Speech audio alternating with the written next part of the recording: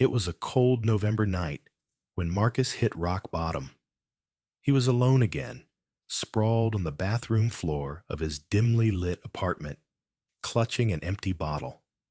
His hands trembled, not just from withdrawal, but from the silent storm inside his mind. Years of drinking, pills, and half-hearted recovery attempts had delivered nothing but shame and broken promises. Therapy hadn't worked.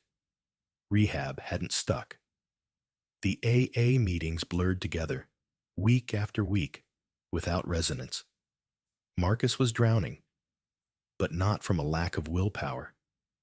No, this was something deeper, something darker, something buried so far down inside him that he didn't even have the words to describe it. That night, aimlessly scrolling through his phone in a haze, he came across a quote that pierced through his numbness. Until you make the unconscious conscious, it will direct your life, and you will call it fate. It was by Carl Jung. And for the first time in years, Marcus felt something shift. Something within him stirred. Not hope exactly, but maybe the first hint of meaning. Carl Gustav Jung wasn't the type of figure you'd typically associate with addiction recovery. He was a Swiss psychiatrist, a student of Freud, and a pioneering figure in the study of the unconscious mind. He didn't run treatment centers. He didn't hand out 12-step pamphlets.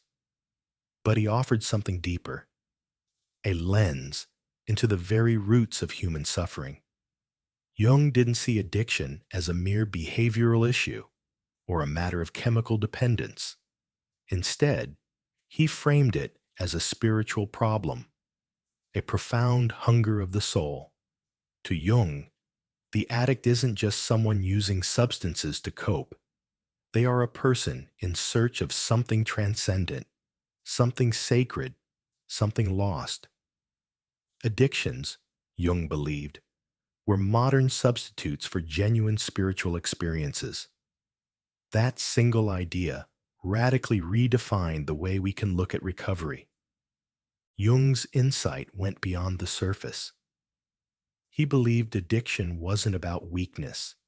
It was about misdirection. People didn't become addicted because they were broken or morally flawed. They became addicted because they were spiritually starved. Like a thirsty man in the desert drinking sand, the addict drinks from whatever source offers temporary relief, hoping it will quench the deeper thirst. Jung once worked with an American businessman named Roland Hazard, who suffered from chronic alcoholism. After many failed attempts to get sober, Roland traveled to Europe and met Jung. Their sessions were intense. Ultimately, Jung told him something radical. Your craving for alcohol is the equivalent on a low level of the spiritual thirst of our being for wholeness, expressed in medieval language, the union with God. It wasn't a call to organized religion. It was a call to integration, a call to return to the self, the true, whole self we all carry deep within. To understand addiction through Jung's eyes, we need to explore one of his most powerful concepts, the shadow. The shadow is the collection of parts of ourselves we hide, repress, or deny. It's where we stuff our shame, rage, trauma, fear, and unfulfilled desires.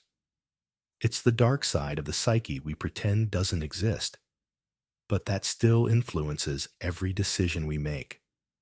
For many addicts, the shadow holds the root of their compulsions.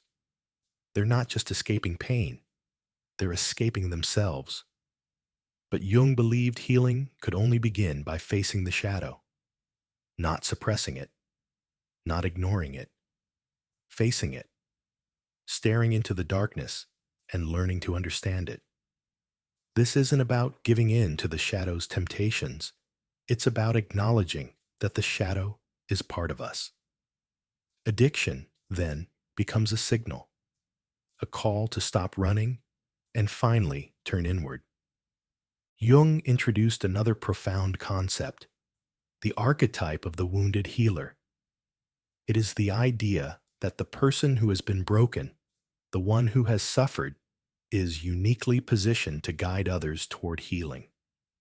The pain isn't meaningless, it's transformative.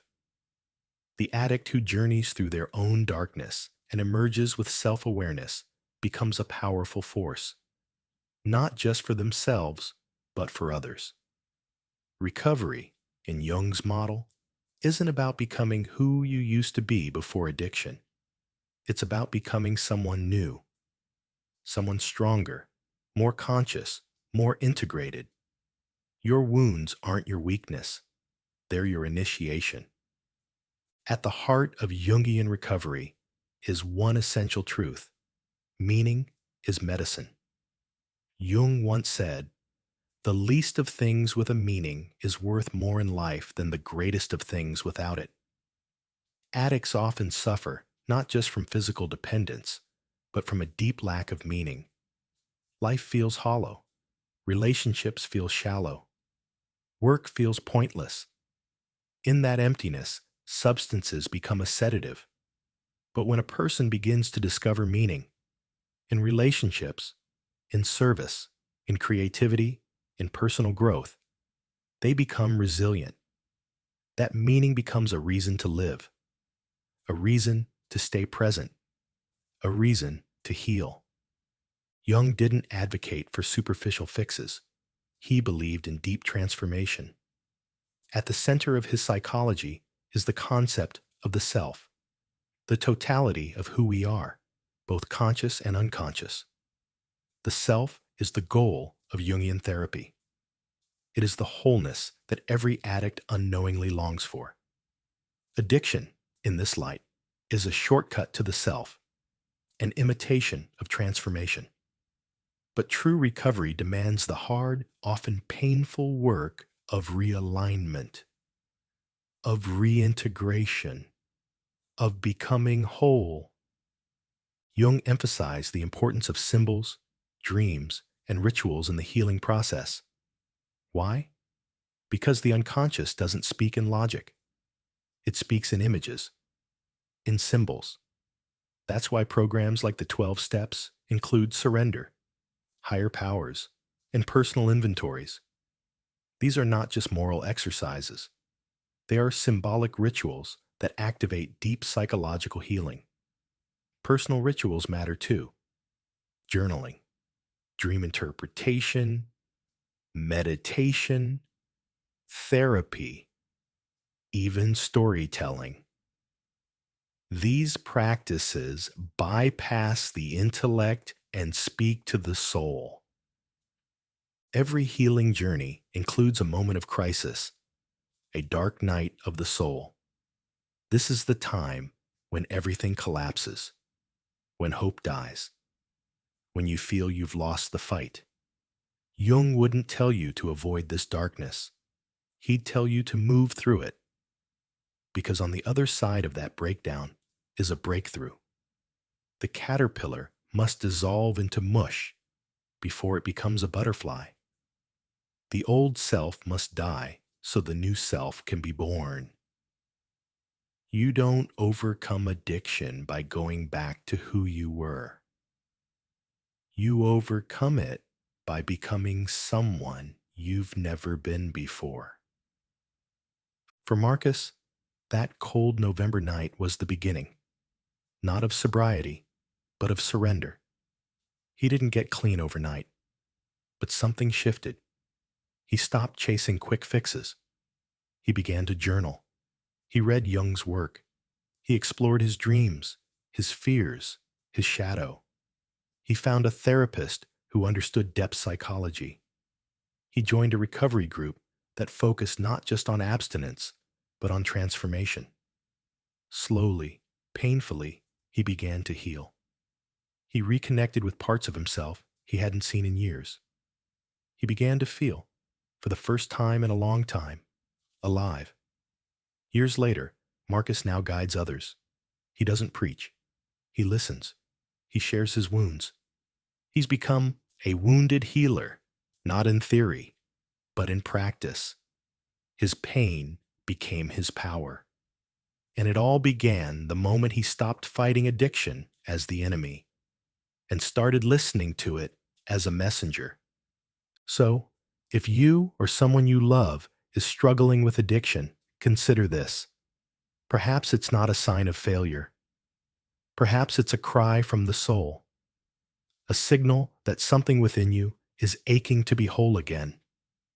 Jung didn't offer an easy path, but he offered a real one, a path toward meaning, toward integration, toward the self. You are not broken. You are becoming. And this is just the beginning.